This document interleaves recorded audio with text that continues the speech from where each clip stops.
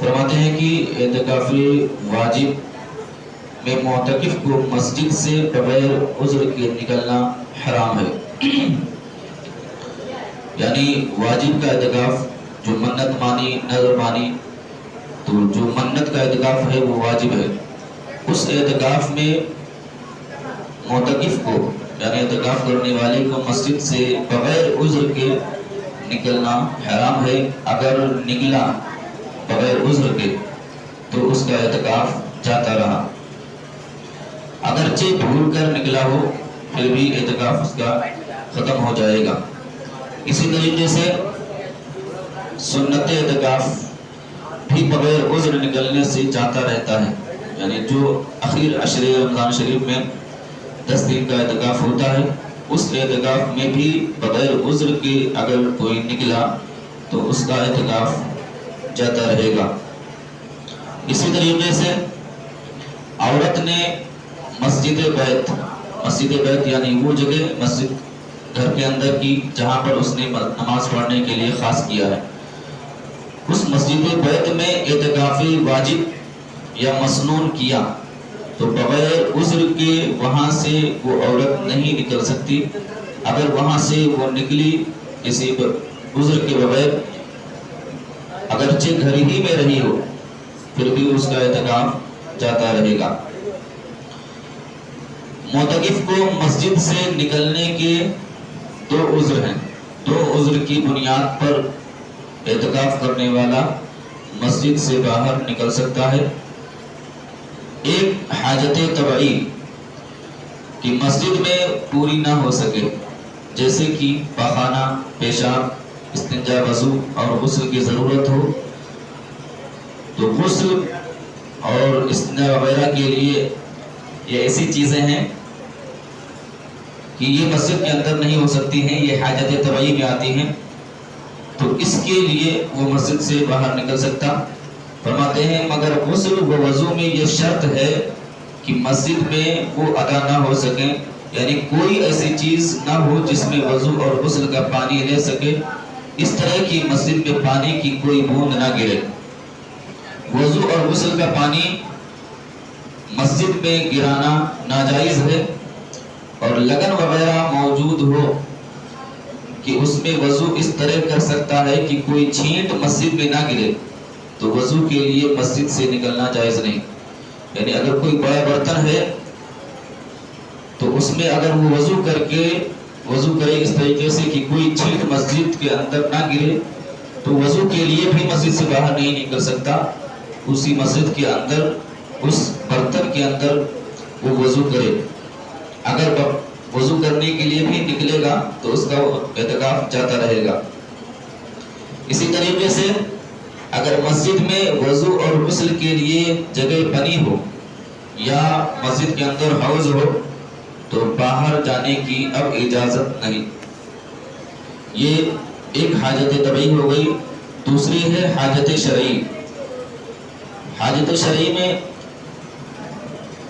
مثال کے طور پر عید یا جمعہ کے لیے جانا، ایسی مسجد میں اس نے اعتکاف کیا ہے کہ وہاں پر جمعہ کی نماز نہیں ہوتی ہے یا عید کی نماز نہیں ہوتی ہے، مثلا عید یا جمعہ کے لیے جانا یا اذان کہنے کے لیے مینارے پر جانا، جبکہ مینارے پر جانے کے لیے باہر ہی سے راستہ ہو تو ایسی صورت میں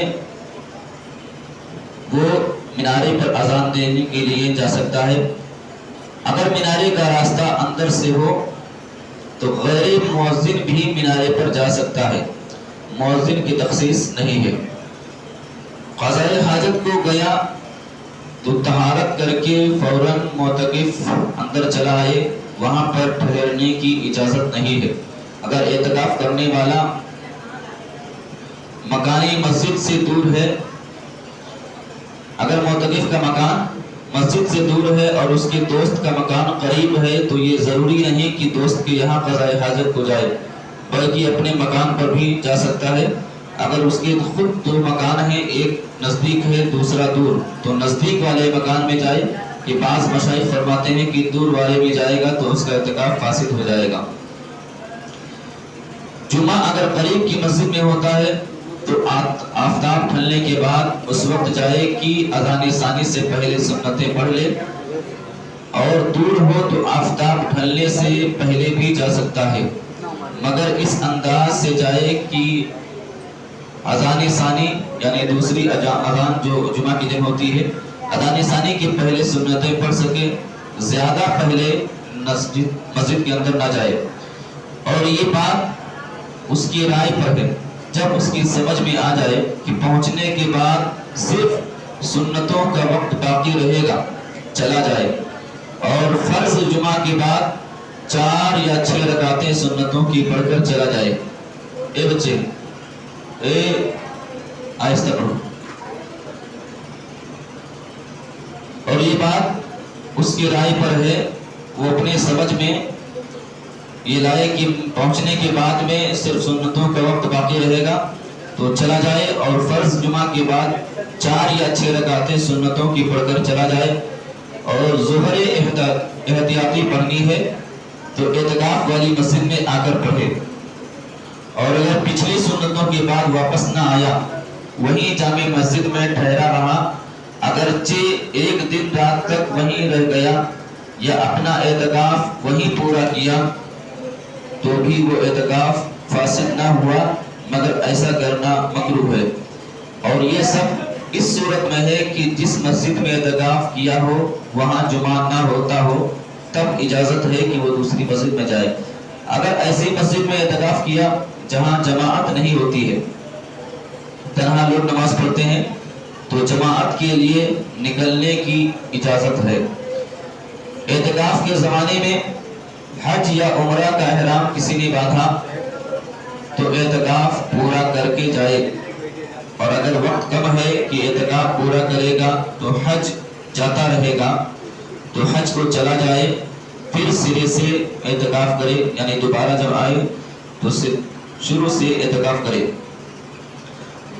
اگر وہ مسجد کی گئی جہاں پر اس نے اعتکاف کیا، یا کسی نے مجبور کر کے وہاں سے اسے نکال دیا اور فوراً دوسری مسجد میں چلا گیا تو اعتکاف ہو جائے گا، اور اگر فوراً نہ گیا تو اعتکاف نہیں ہوگا۔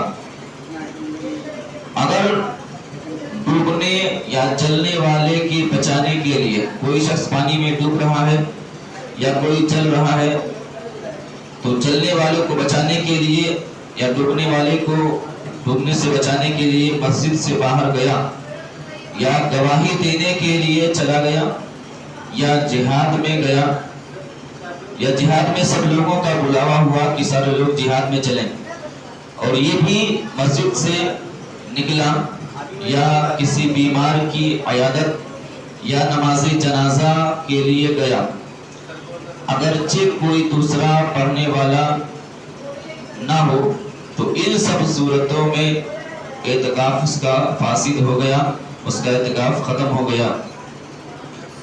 لہذا اعتکاف کی صورت میں جنازے کی نماز کے لیے بھی نہیں جا سکتے ہیں، مریض کی عیادت کے لیے بھی نہیں جا سکتے ہیں، مسجد سے باہر اسے ان سب صورتوں میں نکلنے کی اجازت نہیں ہے۔ عورت گھر کے مسجد بیت میں معتکف تھی، اسے شوہر نے طلاق دے دیا تو گھر چلی جائے اور اسی اعتکاف کو پورا کر لے۔ اگر منت مانتے وقت کسی نے یہ شرط کر لی کہ مریض کی عیادت اور نماز جنازہ اور مجلس علم میں حاضر ہوگا، تو یہ شرط کرنا اس کے لیے جائز ہے۔ اب اگر ان کاموں کے لیے جائے تو اعتکاف فاسد نہیں ہوگا، کیونکہ اس نے پہلے ہی منت مانتے وقت شرط اس نے رکھ دیا تھا۔ مگر خالی دل میں نیت کر لینا کافی نہیں ہے، زبان سے بھی کہنا ضروری ہے۔ زبان سے بھی کہے کہ میں اعتکاف جب کروں گا تو اعتکاف کی حالت میں مجلس علم میں حاضر ہوں گا، یا اگر کوئی بیمار ہوا تو اس کو دیکھنے کے لیے عیادت کے لیے جاؤں گا، یا نماز جنازہ اگر لایا گیا تو نماز جنازہ پڑھنے کے لیے جاؤں گا۔ زبان سے کہنا اور دل سے پکا ارادہ ہونا ضروری۔ خانہ پیشاب کے لیے گیا تھا، کسی نے جو قرض خواہ تھا، قرض خواہ نے روک لیا راستے میں، تو اس کا اعتکاف فاسد ہو گیا۔ मोतकिफ को वती करना और औरत का बोसा लेना और औरत को छूना या औरत को गले लगाना हराम है। जिमा से बहरहाल एतकाफ फासिद हो जाएगा, इंसाल हो या ना हो, जानबूझकर हो या भोले से, मस्जिद में हो या बाहर, रात में हो या दिन में। जिमा के अलावा औरों में अगर इंसाल हो तो फासिद है, वरना नहीं। किसी को एहतलाम हो गया या ख्याल जमाने या नजर करने से इंसाल हुआ तो एतकाफ फासिद ना हुआ। मोतकिफ ने दिन में भूलकर खा लिया, भूलकर खाने की वजह से उसका एतकाफ फासिद नहीं होगा। गाली गलौज या झगड़ा करने से एतकाफ फासिद नहीं होता, मगर एतकाफ की जो बरकतें हैं, एतकाफ की जो नूरानियत है, वो खत्म हो जाती है। मोतकिफ हालत एतकाफ में निकाह कर सकता है और औरत को रजई तलाक दी है तो रजात भी कर सकता है, मगर इन कामों के लिए अगर मस्जिद से बाहर होगा तो उसका एतकाफ खत्म हो जाएगा। मगर जिमा और बोसा से उसको रजात हराम है, अगरचे रजात हो जाएगी। बेहोशी और जुनून अगर तवील हो कि रोजा ना हो सके तो उसका एतकाफ जाता रहा और क़ज़ा वाजिब है, अगरचे कई साल के बाद वो सेहतमंद हो। मोतकिफ ने हराम माल या नशा की चीज रात में खाई तो एतकाफ फासिद ना हुआ, मगर उस हराम काम करने का गुनाह हुआ। तौबा करे, अल्लाह की बारगाह में इस्तिग़फ़ार करे। मोतकिफ के सिवा और किसी को मस्जिद में खाने पीने सोने की इजाजत नहीं। मस्जिद के अंदर एतकाफ करने वाले को ही खाने पीने सोने की इजाजत है। अगर ये काम करना चाहे, यानी मस्जिद के अंदर किसी को खाने की अगर ज़रूरत पड़ गई या पानी पीने की ज़रूरत है या सोने की ज़रूरत है, तो ये काम अगर कोई करना चाहे तो एतकाफ की नियत करके मस्जिद में जाए। मस्जिद में दाखिल होते वक्त एतकाफ की नियत करके दाखिल हो और नमाज पढ़े या ज़िक्र इलाही करे। ज़िक्र इलाही करने के बाद में एतकाफ करने की नियत करके दाखिल हुआ था तो अब वो खा भी सकता है, मस्जिद के अंदर पी भी सकता है और वो आराम भी कर सकता है। मोतकिफ को अपनी या बाल बच्चों की ज़रूरत से मस्जिद में कोई चीज़ खरीदना या बेचना जायज़ है, बशर्ते कि वो चीज़ मस्जिद में ना हो या हो तो थोड़ी हो कि जगह ना घेरे मस्जिद की। और अगर खरीदो फरोख्त तिजारत के इरादे से हो तो नाजायज़ है, अगरचे वो चीज़ मस्जिद में ना हो। मोतकिफ अगर बनियत इबादत सुकूत करे, यानी चुप रहने को सवाब की बात समझे, तो ऐसा करना मकरूह तहरीमी है। बनियत इबादत भी खामोश वो नहीं रह सकता कि मैं इबादत की नियत से खामोशी इख्तियार करूं और इसको सवाब समझे, तो ऐसा करना मकरूह तहरीमी है। और अगर चुप रहना सवाब की बात समझ कर ना हो तो ऐसा करना कोई हरज की बात नहीं है। सवाब ना समझ करके चुप रह सकता है, लेकिन सवाब की बात समझ करके चुप रहना मकरूह तहरीमी है। और कोई बुरी बात से चुप रहा तो ये मकरूह नहीं है, बल्कि ये तो आला दर्जे की चीज है, क्योंकि बुरी बात जबान से ना निकालना वाजिब है। और जिस बात में ना सवाब हो ना गुनाह हो, यानी मुबाह बात भी मुतकिफ को मकरूह है, मगर बवक्त ज़रूरत और बगैर ज़रूरत मस्जिद में मुबाह कलाम नेकियों को ऐसे खाता है जैसे आग लकड़ी को खाती है। लिहाजा मुबाह बातें भी मस्जिद के अंदर नहीं करना चाहिए, नेकियों को मुबाह बातें भी ख़त्म कर देती। अल्लाह तबारक व तआला की बारगाह में दुआ है, परवरदिगार आलम हमें इन तमाम मसाइल को समझने, इस पर अमल करने की तौफीक अता फरमाए। अल-फातिहा। अल्लाहुम्मा सल्लि अला सय्यिदिना मौलाना